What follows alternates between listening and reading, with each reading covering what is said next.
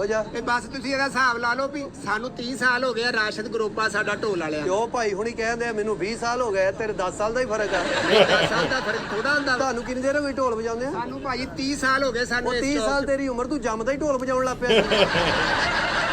ਭਾਨੇ ਕਿਰਪਾ ਵਾ ਸਾਡੇ ਵੱਡੇ ਵੀ ਇਹੀ ਕੰਮ ਕਰਦੇ ਉਹ ਰਹੇ ਆ 7000 ਰੁਪਇਆ ਮੰਗ ਰਿਹਾ ਮੇਰੇ ਕੋਲੋਂ 7000 ਨਹੀਂ ਇਹ ਤੇ ਵਜਾਣਾ ਨਹੀਂ ਆਂਦਾ ਤੇ ਤਾਂ 7000 ਮੰਗੇ ਸੀ 10000 ਤੇ ਘੱਟ ਨਹੀਂ ਜਾਂਦੇ ਆਰਾਮ ਨਾਲ ਵਜਾਣਾ ਆਪਣੇ ਅੱਡੇ ਤੇ ਜਾ ਤੇ ਮੈਂ ਦੱਸਾਂ ਭਾਈ ਆਪਣੇ ਰਾਮ ਮੈਂ ਕਹਿੰਦਾ ਨਾਲ ਚੱਲ ਐਵੇਂ ਚੋਲਾ ਮਾਰਨ ਦੇ ਉਹ ਭਾਜੀ ਧੱਕੇ ਨਾ ਮਾਰੋ ਦੀ ਇਹ ਗੱਲ ਤੇ ਬੰਦਾ ਭਾਈ ਅੰਗਦ ਇਹ ਗੱਲ ਪਤਾ ਕੀ ਆ ਤੁਸੀਂ ਵੀ ਇੱਥੇ ਰਹਿਣਾ ਵਾ ਤੇ ਅਸੀਂ ਵੀ ਇੱਥੇ ਰਹਿਣਾ ਰੋਜ਼ ਹੀ ਅੱਲਾ ਨੇ ਦੇਣੀ ਆ ਤੁਹਾਨੂੰ ਕੰਮ ਨਹੀਂ ਆਂਦਾ ਹੈਗਾ ਤੇ ਮੈਂ ਉਹਨਾਂ ਨੂੰ ਲੈ ਕੇ ਜਾਣਾ ਵਾ ਆਪਣੇ ਅੱਡੇ ਤੇ ਤੈਨੂੰ ਕੀ ਕੰਮ ਆਉਂਦਾ ਤੂੰ ਇੱਕ ਲੱਤ ਲਾ ਕੇ ਨੱਚਣਾ ਉਹ ਵੀ ਢੋਲ ਹੀ ਵਜਾਉਂਦੇ ਤੂੰ ਵੀ ਵਜਾਉਣਾ ਭਾਜੀ 3-4 ਕਿਸਮ ਦੀ ਘੁੰਮਰ ਸਾਨੂੰ ਆਉਂਦੀ ਆ ਸਾਡਾ ਢੋਲ ਵਾਲਾ ਹੈਗਾ ਵੇ ਰਾਸ਼ਦ ਅੱਛਾ ਉਹ ਮੁੰਡਾ ਢੋਲ ਵਜਾਉਂਦਾ ਵਾ ਤੁਹਾਡੇ ਗਰੁੱਪ ਦਾ ਕੀ ਨਾਂ ਰਾਸ਼ਦ ਗਰੁੱਪ ਆ ਜੀ ਸਾਡਾ ਢੋਲ। ਰਾਸ਼ਦ ਗਰੁੱਪ ਤੇ ਅਸੀਂ ਮਹਿੰਦੀਆਂ ਬੜੇ ਇਹਨਾਂ ਕੁੱਟ ਖਾ ਕੇ ਜਾਣੀ ਲੱਗਦਾ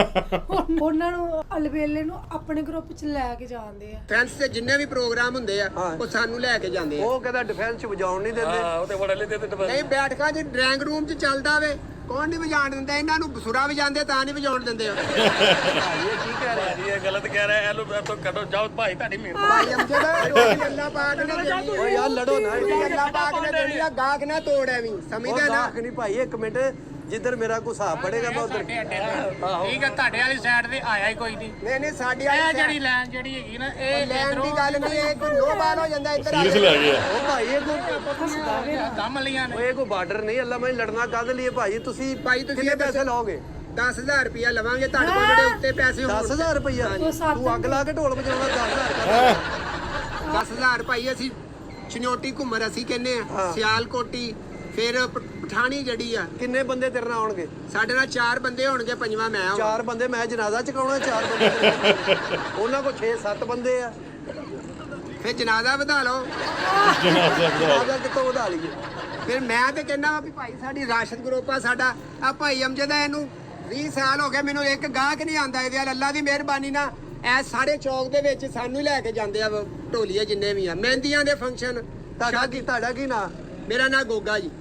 ਗੋਗਾ ਯਾਰ ਗੋਗਾ ਮੈਂ ਤੇ ਨਹੀਂ ਸੁਣਿਆ ਕਦੀ ਤੁਸੀਂ ਸੁਣਿਆ ਨਹੀਂ ਜੀ ਇਹ ਗੂੰਗਾ ਗੂੰਗਾ ਢੋਲੀਆ ਸੁਣਿਆ ਢੋਲੀਆ ਦੇ ਰਾਂ ਇਹ ਪੱਪੂ ਢੋਲੀਆ ਹੈ ਝੂਠ ਸੱਚ ਮਾਰ ਕੇ ਉਹਦੀਆਂ ਨਕਲਾਂ ਲਾ ਰਿਹਾ ਹੈ। ਇਹਦੇ ਪੱਲੇ ਕੱਖ ਨਹੀਂਗਾ ਨਹੀਂ ਤੇ ਸਾਡਾ ਨਾਲ ਵਜਾ ਕੇ ਵੇਖ ਲਵੇ ਅਮਜਦ ਭਾਈ ਵਜਾਣ ਦੀ ਗੱਲ ਨਹੀਂ ਹੈਗੀ ਇਹ ਤੁਸੀਂ ਚੱਲ ਤੁਸੀਂ ਗੋਗੇ ਵਿੱਚ ਜਾ ਨਾ ਐਵੇਂ ਨਾ ਗੱਲ ਕਰੋ